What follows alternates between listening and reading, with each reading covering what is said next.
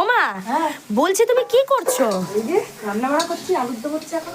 ও আচ্ছা, তাই আমি এতক্ষণ ধরে ভাবছি যে এত আলু দিয়ে তুমি করবেটা কি? আজকে তো 21 জনে 26 জনের খাওয়া দাওয়া আছে হবে আমাদের বাড়িতে। ও আচ্ছা, 26 জন, বাবা। ডাল হয়ে গেছে, যে আলুর দম হচ্ছে। ও আচ্ছা, ডাল কমপ্লিট।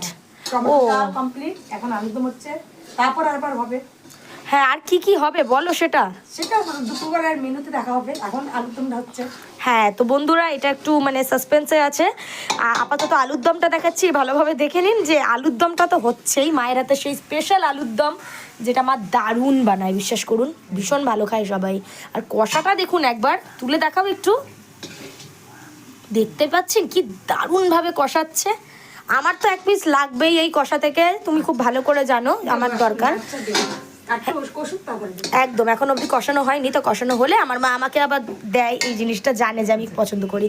তা ঠিক আছে বন্ধুরা, এখানে দেখতেই পাচ্ছেন আলুর দমটা হচ্ছে, আর এইদিকে ডালটা হয়ে গেছে। তা সেইটা দেখানো হয়নি, সরি। বাট ঠিক আছে, ভিডিওটা যদি আপনাদের ভালো লেগে থাকে তাহলে অবশ্যই আমাদেরকে সাপোর্ট করুন। আজ এইটুকুই, টাটা।